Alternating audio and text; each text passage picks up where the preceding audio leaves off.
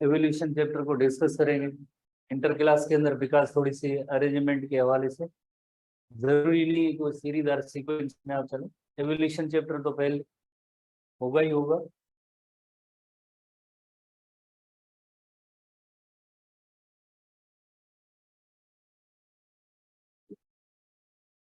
पहली डायग्राम है उसमें बेसिक पेज पे जो मौजूद है एवोल्यूशन चैप्टर के अंदर, उस पे आप आएंगे।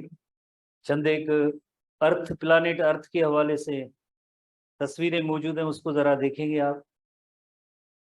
अकॉर्डिंग टू साइंटिस्ट, साइंटिस्ट के अकॉर्डिंगली जो प्लानिट अर्थ है वो इवॉल्व हुआ है।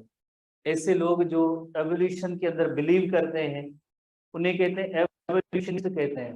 Those person who believe in the process of evolution they are called evolutionist. Evolutionist के अकॉर्डिंगली जो प्लानिट अर्थ है उसकी भी एवोल्यूशन हुई है। तो हम ऐसे तो पढ़ते हैं कि 70% प्लानिट अर्थ पे जो वाटर है, बाकी रिमेनिंग जो लैंड का जो पीस है वो किसी जमाने में किसी दौर के अंदर वन पीस था।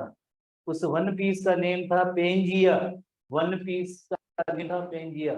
जब ये प्लानिट अर्थ जस्ट एक सिंगल पीस ऑफ लैंड थी, आज से 225 मिलियन ईयर्स अगो। थ्योरी, उस थ्योरी का उन्होंने नेम दिया था कॉन्टिनेंटल ड्रिफ्ट थ्योरी, कि ये कॉन्टिनेंट से ड्रिफ्ट हुए।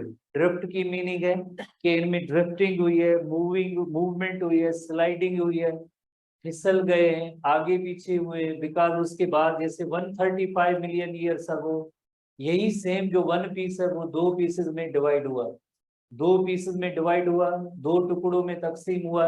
Laurasia and Gondwana land, Laurasia and Gondwana land जो आज से 135 मिलियन ईयर्स अगो। उसके बाद जैसे क्या है कि तीसरी जो डायग्राम आप देखेंगे 65 million years ago, 65 million years ago. तो इन्हीं जैसे लारेशिया का जो रीजन या प्लेट है उसके अंदर एशिया, यूरोप, नॉर्थ अमेरिका, ये इन हिस्सों में डिवाइड हो गया। और इसी तरह से जो गोंडवाना लैंड है, गोंडवाना लैंड में जैसे इंडिया, ऑस्ट्रेलिया, अंटार्कटिका, अफ्रीका और साउथ अमेरिका की जो है प्लेट्स और लैंड के बड़े बड़े पीस जो है इसमें अलग हो गए। लारेशिया और गोंडवाना लैंड में से आगे आप जैसे देखें कितने फर्दर जो टुकड़े हुए इन्हें कहते हैं प्लेट्स, कहते हैं tectonic plates. North America, Europe, Asia, Africa, south America, India, Australia और अंटार्कटिका। अब करंट इस वक्त आज जो प्लानिट अर्थ जो मौजूद है, प्लानिट अर्थ जो करंटली इस वक्त एट प्रेजेंट टुडे जो मौजूद है 65 मिलियन ईयर्स अगो और आज की जैसे अर्थ में अगर हम देखें क्या क्या फर्क आया है according to scientist. South America और नॉर्थ अमेरिका ये दोनों प्लेट्स जैसे एक दूसरे के करीब आ गई है। तो इस वक्त प्लानिट अर्थ की अगर आप उस मैप की कोई तस्वीर देखेंगे तो साउथ अमेरिका और नॉर्थ अमेरिका, यहाँ पे मैक्सिको कंट्री होता है और उसके जरिए जैसे कनेक्टेड है। इसी तरह से आप देखें कि इंडियन प्लेट या इंडिया जो अभी ये जो 65 मिलियन ईयर्स के बाद जैसे ये बहुत ही नजदीक आ गई। इंटार्कटिका और ऑस्ट्रेलिया करीब थे, ऑस्ट्रेलिया अब बहुत ही दूर चला गया है। उसमें आप जैसे कि इंटार्कटिका से इंडियन प्लेट थी वो इसके साथ फ्यूज हुई है, ऑस्ट्रेलिया अलग हो गया। और एशिया, यूरोप और इंडियन प्लेट की मिलने की वजह से जितने हिमालयन रेंज कहते हैं साइंटिस्ट कहते हैं वो इस तरह से जो है बड़ी एक रेंज बनी है इन प्लेट्स की मिलने की वजह से। उसके बाद जिस तरह से ये करंट, जिस तरह से प्लानिट अर्थ का एक मैप जो इन्होंने दिया था कि ये ड्रिफ्ट थ्योरी है जिसमें ड्रिफ्ट ऑफ प्लेट्स, ये प्लेट्स है जैसे पेंजिया किसी दौर में एक प्लेट थी, लारेशिया एंड गोंडवाना लैंड दो प्लेट्स थी, उसके बाद ये छोटी छोटी प्लेट्स ये अलग हुई है। उसके बाद देन अगेन जो है ड्रिफ्टिंग का अमल हुआ है। और साइंटिस्ट के अकॉर्डिंगली ये जो अर्थक्वेक वगैरह जो आते हैं इन प्लेट्स के टकराने की वजह से जो है आज भी जैसे मूवमेंट हो रही है। और कहते हैं कि जिलजिले वगैरह इन प्लेट्स की टकराने की वजह से इतने बड़े अर्थक्वेक वगैरह आते रहते हैं। तो इसे कहते हैं कॉन्टिनेंटल ड्रिफ्ट थ्योरी। तो इसमें इनको बताने का मकसद जो इस चैप्टर के अंदर जो एवोल्यूशन का है, साइंटिस्ट के अकॉर्डिंगली जैसे कहते हैं कि अगर फॉर एग्जांपल किसी जमाने में जैसे लारेशिया प्लेट एक जैसे सेम थी, उसके बाद आगे उसमें क्या हुआ है कि अब नॉर्थ अमेरिका, यूरोप, एशिया या गोंडवाना जैसे एक प्लेट थी, उसके बाद क्या हुआ कि इसके अंदर फर्दर टुकड़े हुए, तो जो एनिमल इस जगह पे थे इस जगह से अलग हो गए, एक दूसरे से अलग हो गए, यहाँ की इन्वायरमेंटल कंडीशन अलग हुई, यहाँ की इन्वायरमेंटल कंडीशन अलग हुई, यहाँ की अलग अलग अलग इन्वायरमेंटल कंडीशन है। जैसे आप एक छोटा एग्जाम्पल तो ले सकते हैं ना कि कैंगरू इस वक्त दुनिया के अंदर कहाँ पे कौन से मुल्क के अंदर मौजूद है, आज से बाकी प्लेट बाकी जगहों पे क्यों नहीं है? इस वजह से बिकॉज एक दरमियान में जैसे बहुत ही बड़ा जिस तरह से वाटर का जैसे एरिया मौजूद है, तो कैंगरू एक जगह से दूसरी जगह तक वो आगे जो है मूव नहीं कर सकते, बैरियर आ गए तो वो सिर्फ ऑस्ट्रेलिया की हद तक जो महदूद हो गए।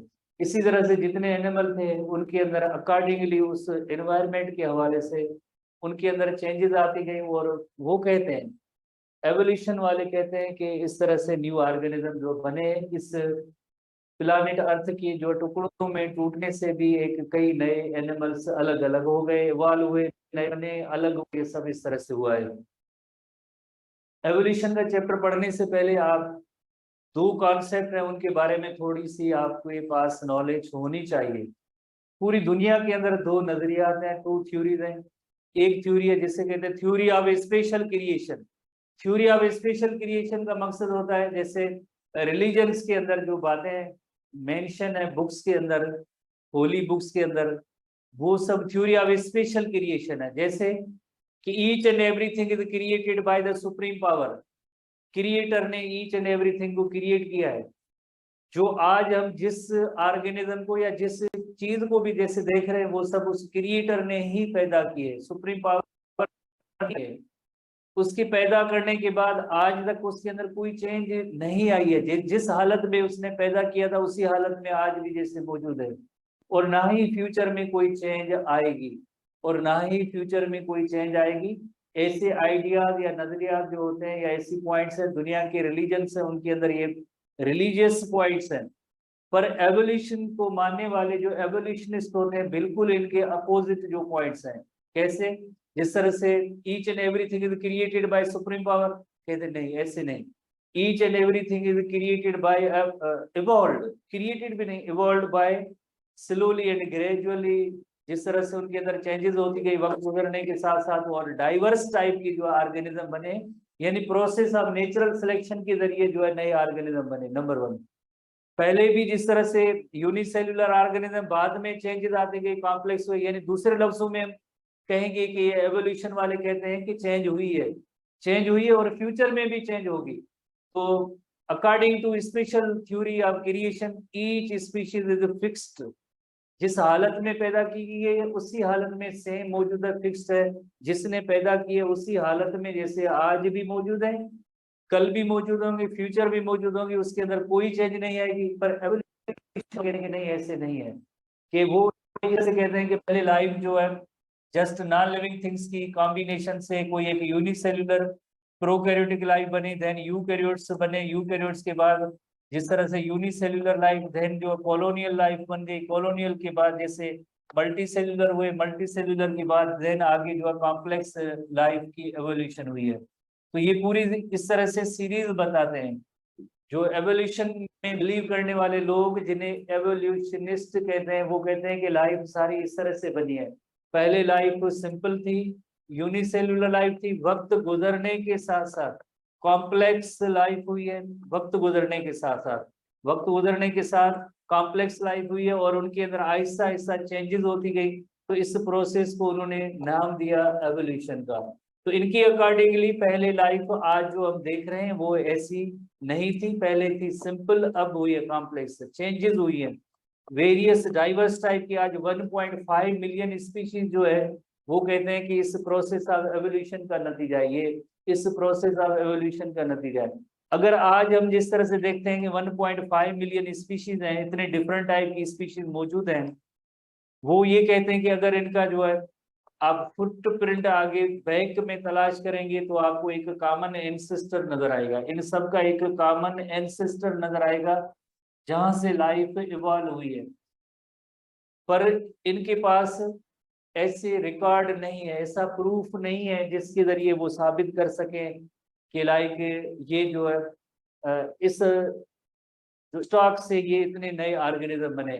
हालांकि इनके पास कुछ फॉसिल रिकॉर्ड मौजूद है जिसकी बुनियाद पे वो तो कह सकते हैं फर्स्ट ईयर के अंदर जो चैप्टर 1 है geological time scale, page number 8 पे आपने देखा होगा, वो इस प्रोसोल्यूशन की जो है एक जैसे कहते हैं कि ये प्रूफ है फिलहाल दौर के अंदर जैसे ऑर्गेनिज्म में देन जो है ऐसा ऐसा कॉम्प्लेक्सिटी होती गई। अगर हम सिर्फ एनिमल को देखें तो पहले स्पीशीज हायर एनिमल्स के अंदर, देन जो है एम्फीबियंस, देन रेप्टाइल्स, रेप्टाइल्स के बाद बर्ड्स और मैमल्स। वो जियोलॉजिकल टाइम स्केल जो बताते हैं उनके अकॉर्डिंगली ये कहते हैं कि एवोल्यूशन इस तरह से हुई है। बहरहाल वार्डसो हमारे इस टीबी बुक के अंदर इनकी डिस्कशन है, और क्योंकि जैसे इंटीग्रेस के हवाले से भी ये चैप्टर इंक्लूड होगा तो हम डिस्कस करेंगे। पहले जनरली जैसे एवोल्यूशन की डेफिनेशन पढ़ेंगे और उसके बाद पॉसिबिलिटी जो उन्होंने जो पॉसिबल थ्योरीज बताई है उनको जैसे डिस्कस करेंगे। कोई हार्ड एंड फास्ट बात नहीं होती है, बिकॉज दुनिया के अंदर दो थ्योरीज हैं, दो नजरिया है, एक रिलीजन की पॉइंट ऑफ व्यू से वाली पॉइंट जो इन्वॉल्व हुई क्रिएट नहीं है, बस इतना एक मेन डिफरेंस है। के बाद ऐसे नजरिया आता है, उससे पहले ऐसी कोई थ्योरी वगैरह नहीं थी। Charles Darwin, Darwinism theory of natural selection के बाद ऐसे पॉइंट्स ऑफ व्यूज आए, इससे पहले कहीं भी ऐसी थ्योरी नहीं। So members of various population during the course of generation go through changes in characteristic, जैसे हमने पहले ही नोट किया था। अकॉर्डिंग टू वो लोग जिस तरह से पहले लाइफ जो थी वो थी सिंपल लाइफ, सिंपल लाइफ से वक्त गुजरने के साथ साथ कॉम्प्लेक्स और डिफरेंट टाइप की लाइफ्स के फॉर्म्स जो इवॉल्व हुए वक्त गुजरने के साथ, जनरेशन आफ्टर जनरेशन ये कहते हैं। Such changes must occur in genetic constitution, और उसके रिजल्ट में न्यू स्पीशीज बनी है।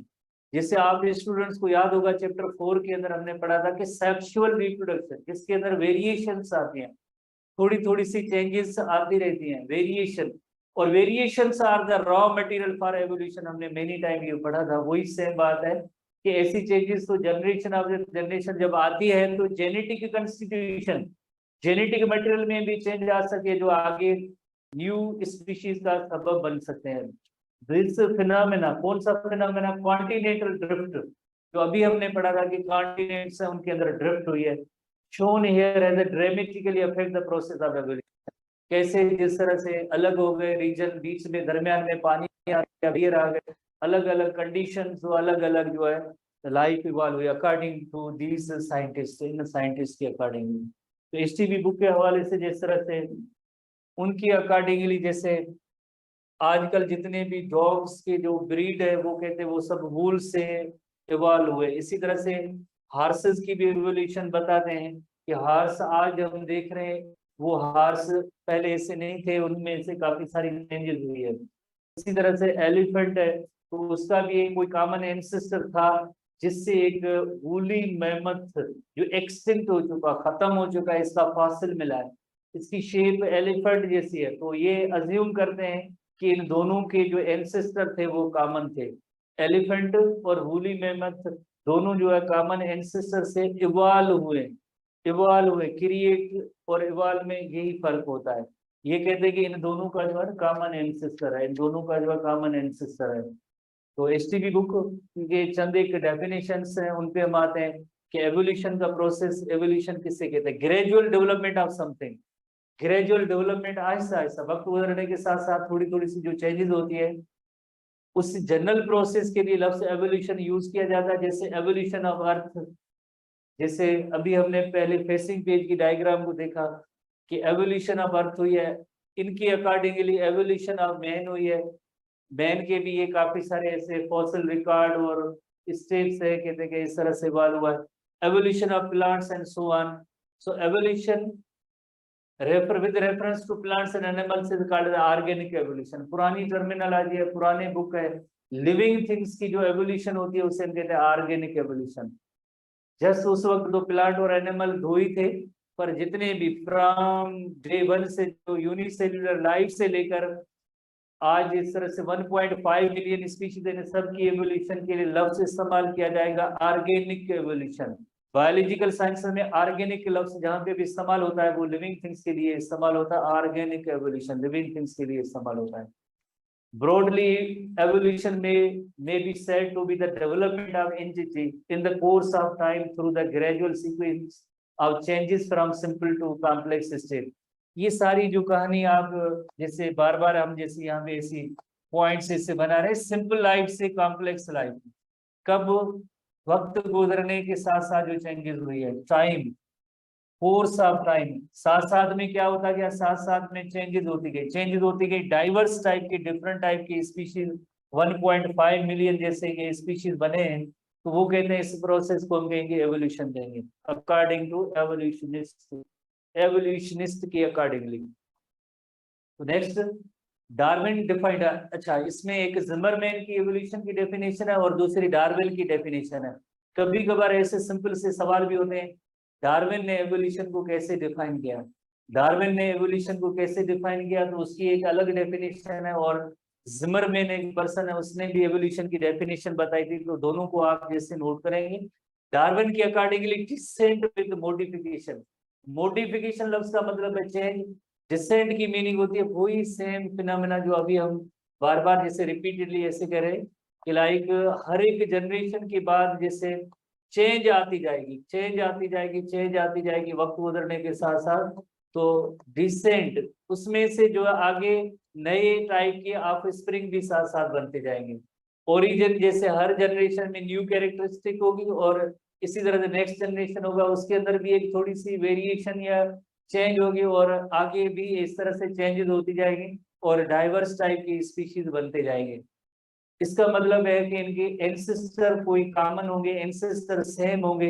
एवोल्यूशन ये बताती है कि इनके एंसेस्टर किसी जमाने में मे बी सेम, जैसे वूली मैमथ एंड एलिफेंट का एक इलस्ट्रेशन अभी देखी कि इन दोनों के एंसेस्टर सेम थे या कॉमन थे। Evolution is the transformation, Zimmerman definition, Zimmerman person का नेम है। Evolution is the transformation of the form and mode of existence of organism. Transformation का मतलब ही चेंज है, वही सेम डेफिनेशन आ रही है। In such a manner that descendant differ from the ancestor, तो ये जैसे अगर हम कहें कि ये एंसेस्टर हैं और ये इसके सारे डिसेंडेंट्स हैं। एंसेस्टर्स जैसे हम कहते हैं जो बड़े, बड़े की मीनिंग है जो प्रीवियस पुराने दौर में थे, और उनमें से डिसेंडेंट्स, डिसेंडेंट्स का मतलब है उनमें ऑफ स्प्रिंग जो पैदा हुए, ऑफ स्प्रिंग का मतलब औलाद, डिसेंडेंट्स और ऑफ स्प्रिंग, तो उनके अंदर जो चेंजेस आती गई, चेंजेस आती गई। आज इस तरह से इतने डिफरेंट टाइप के जो मेंबर्स हैं ये कहते हैं कि through the course of evolution ही हुआ है, through the course of evolution. तो उन्होंने एक हार्स की एवोल्यूशन की भी थ्योरी दी कि हार्स के जो पहले एंसेस्टर, जैसे आज हम हार्स को देख रहे हैं कि ऐसा नहीं था, उसके अंदर तकरीबन ऐसे 5 टो थे, 4 से 5 टो थे, और आज जिस तरह से हार्स के अंदर ओनली 1 टो मौजूद है, और इसकी भी जैसे कहते हैं फॉसिल रिकॉर्ड मिला है। फॉसिल रिकॉर्ड की बुनियाद पे ये कहते हैं कि एवोल्यूशन हुई है, एवोल्यूशन ऑफ जिराफ हुई है, वो कहते हैं कि एवोल्यूशन ऑफ जिराफ भी हुई है।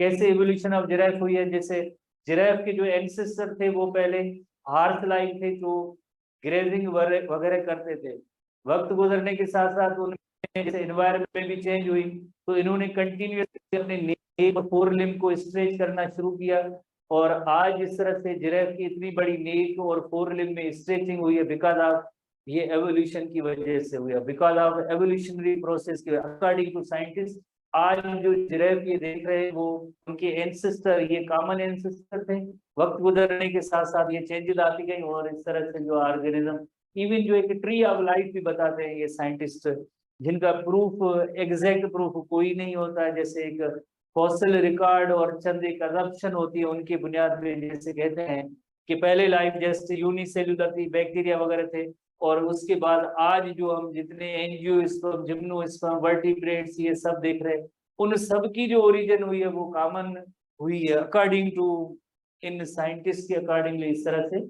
बहरहाल बुक में ये चीजें नहीं है ऐसा जो ट्री ऑफ लाइफ, बट एक कॉन्सेप्ट उनका यही है कि इन सब की जो कॉमन एंसेस्टर थे और वक्त गुजरने के साथ साथ इनमें चेंजेस आई है। तो एवोल्यूशन वर्सेस स्पेशल क्रिएशन बिल्कुल एक दूसरे के अपोजिट आइडियाज हैं। Evolution versus special creation, special creation का मतलब है कि जैसे हर चीज को एक सुप्रीम पावर ने पैदा किया, उससे हम कहते हैं स्पेशल क्रिएशन कहते हैं।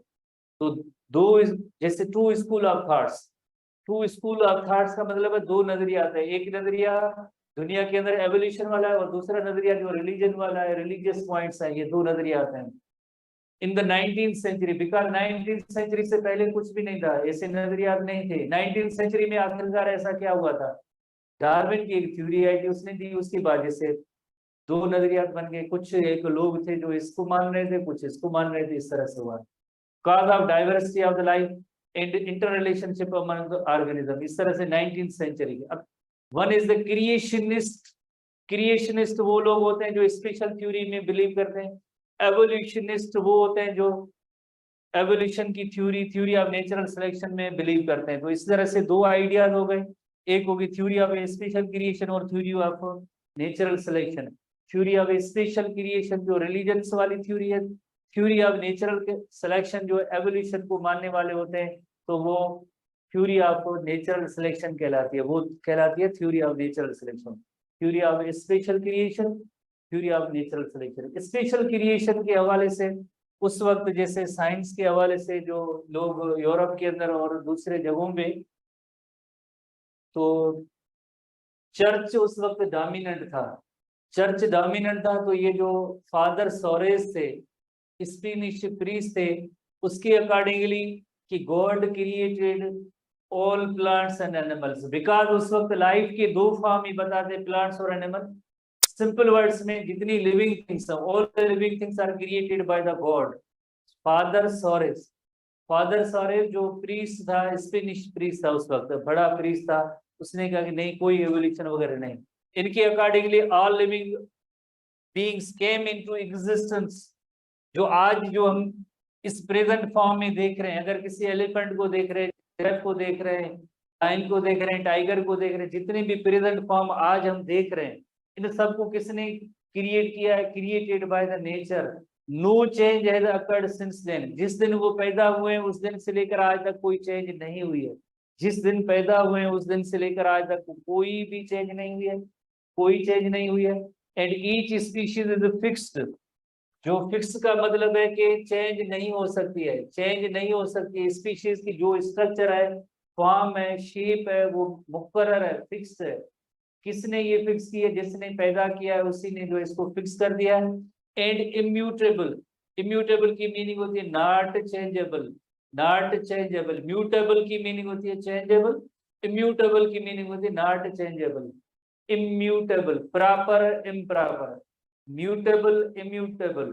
म्यूटेबल का मतलब होता है जो चेंज हो सके, इम्यूटेबल का मतलब है जो चेंज ना हो सके। यानी दूसरे लफ्जों में कहेंगे ये चेंज नहीं होगी। जिस दिन जो क्रिएटर ने पैदा किए उसी दिन से लेकर आज तक वो सेम है, कोई भी उसमें फर्क नहीं है। और नेक्स्ट टाइम क्या होता है, जैसे वो एनिमल हो या प्लांट रिप्रोड्यूस करता है तो अपनी जनरेशन, अपनी किस्म की जनरेशन सेम काइंड के प्रोड्यूस कर रहा है। आज जिस तरह से प्लानिट अर्थ पे जितने भी ऑर्गेनिज्म है, इनके एंसेस्टर बिल्कुल सेम थे, उनके एंसेस्टर सेम थे, उनके सेम थे। उस दिन से लेकर जिस दिन इनको पैदा किया गया है उसके बाद में कोई भी चेंज या तब्दीली नहीं है। दी नेवर चेंज, सिंपली दी नेवर चेंज। जो पुराने दौर से लेकर आज तक कभी उनके अंदर चेंज नहीं हुई है और फ्यूचर में भी आगे चेंज नहीं होगी। Into different kinds of other species, उसमें ये चेंज ही नहीं हुए। रिप्रोड्यूस जरूर करते हैं, अपने जैसी सेम टाइप की ऑफ स्प्रिंग प्रोड्यूस करते हैं, पर चेंज नहीं होते। कार्ल लिनियस, जैसे आपको पता है, जैसे फादर ऑफ टैक्सोनॉमी कहते हैं, वो भी इस डिवाइन क्रिएशन में बिलीव करता था, फिक्सिटी ऑफ स्पीशीज में बिलीव करता था। Simple word, fixity of species, divine creation का मतलब है each and everything is created by the God, no change occurred since then. जिस दिन वो पैदा हुए उस दिन से लेकर आज तक कोई चेंज नहीं आई है। पर कब तक? Till the middle of the 19th century. Middle of the 19th century यहाँ पे क्या हुआ? डार्विन की वजह से, डार्विन की थ्योरी ऑफ नेचुरल सिलेक्शन आई, तो उसके बाद उसके अंदर जो है चेंज आ गई, नजरियात के अंदर चेंज आ गई कि ये अच्छा ऐसे भी हो सकता है क्या। कुछ लोग जो है वो सोचने लगे थे। तो थ्योरी ऑफ नेचुरल सिलेक्शन ये कहती है, theory of natural selection, according to theory of natural selection, another theory जो डार्विन वाली थी, process in which fittest of an organism, fittest of an organism in its environments, environment selects the threads will be passed with greater frequency from one generation to the next generation. अब हम search तलाश करेंगे कि fittest किसे कहते हैं।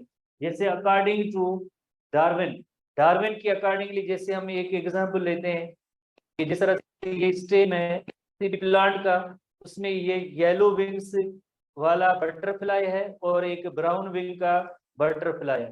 तो इसके अकॉर्डिंगली ये जो ब्राउन कलर का जो बटरफ्लाई होगा इसकी पॉपुलेशन आगे बढ़ेगी, क्योंकि इसके पास ये एडेप्टेशन ऐसी है कि इस एनवायरनमेंट के अकॉर्डिंगली है।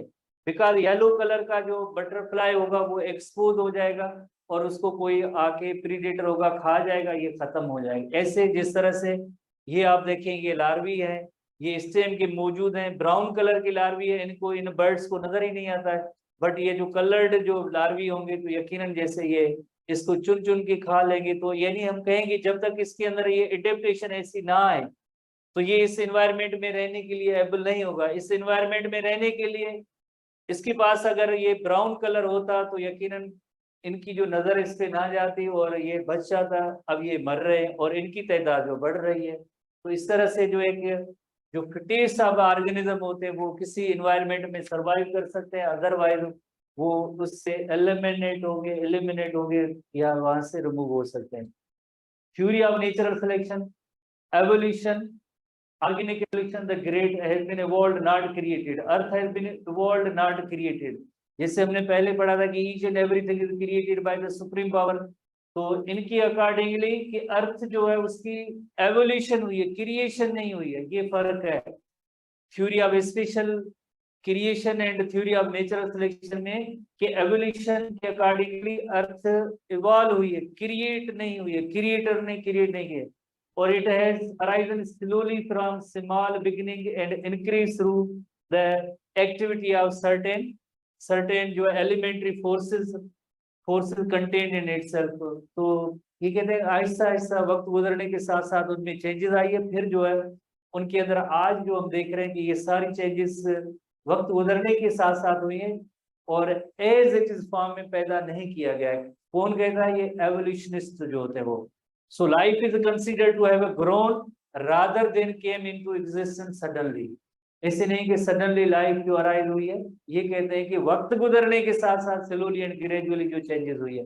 जैसे एक सीरीज है जो बताते हैं, अक्सर बताते हैं फिशेस से एम्फीबियन, एम्फीबियन से रेप्टाइल्स, रेप्टाइल्स से बर्ड्स और मैमल से इवॉल्व हुए, रेप्टाइल से बर्ड्स और मैमल से इवॉल्व हुए। तो इन पर्सन्स के अकॉर्डिंगली जो पहली लाइफ जो इवॉल्व हुई है वो इवॉल्व हुआ हाइड्रोथर्मल वेंट्स के अंदर। हाइड्रोथर्मल वेंट्स समंदर के अंदर, जैसे ये समंदर का जो पानी है तो नीचे तो यकीनन जमीन भी होगी, ऐसे नहीं है कि पानी जस्ट सिर्फ और सिर्फ पानी है। तो इनके अंदर थोड़े थोड़े से फिशर्स हैं, थोड़े थोड़े से पोर्स हैं या ओपनिंग्स हैं, तो उनके जरिए वाटर अंदर जाता है। और यहाँ पे हॉट टेम्परेचर वाली कंडीशन मैग्मा जैसे मौजूद है, तो ये सुपर हीटेड वाटर जब बाहर आता है तो अदर कंपोनेंट्स बनते हैं, वरना जैसे नहीं बन रहे थे। देन उन कंपोनेंट्स का स्मोक जैसे वाटर के अंदर आया तो वो फेवर किया कि दूसरे ऑर्गेनिक मॉलिक्यूल बने, वरना नहीं बन रहे थे। ऑर्गेनिक मॉलिक्यूल पहले जो बने इस हॉट स्प्रिंग की वजह से बने। ऑर्गेनिक मॉलिक्यूल बने तो वो अक्यूमुलेट हुए, प्लाज्मा मेम्ब्रेन बनी और न्यूक्लियर मटेरियल बना, जस्ट ऐसी स्ट्रक्चर बनी। अर्ली प्रोकैरियोट वो कहते हैं कि यहाँ से इस तरह से बने, हॉट स्प्रिंग से जो है ये लाइफ इवॉल्व हुई है।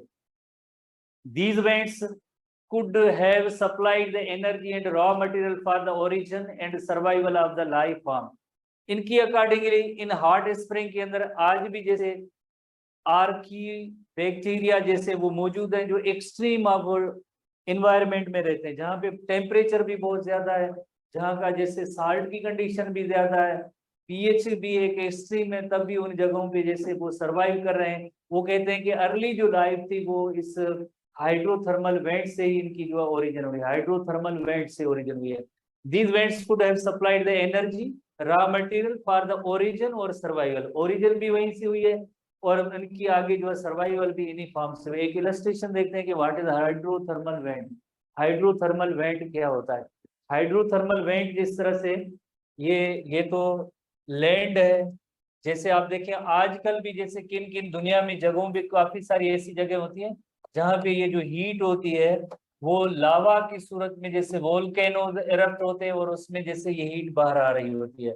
इसी तरह से समंदर के नीचे भी ऐसे हॉट जैसे ऐसी पॉइंट्स मौजूद हैं, ये फिशर्स हैं, तो इनका वाटर देन यहाँ से इरप्ट होगा तो उसी में ये हाइड्रोथर्मल वेंट्स में जो अब ये जो काफी सारे जो कंपोनेंट नए बनेंगे, hydrothermal vents are regions of the ocean floor के अंदर ये हाइड्रोथर्मल वेंट है, वेयर सुपर हीटेड वाटर तकरीबन 350 डिग्री सेंटीग्रेड का water released from the earth crust. और क्योंकि ये जो फिशर्स होते हैं उनके जरिए वाटर अंदर आता है और ये वाटर जो अब सुपर हीटेड वाटर रिलीज हुआ, these vents have release hydrogen rich fluid. Hydrogen rich fluid तो उसके अंदर जो नए कंपोनेंट बनेंगे to create a chemical gradient and pH viable for the organic synthesis, ताकि उसमें ऑर्गेनिक मटेरियल बने।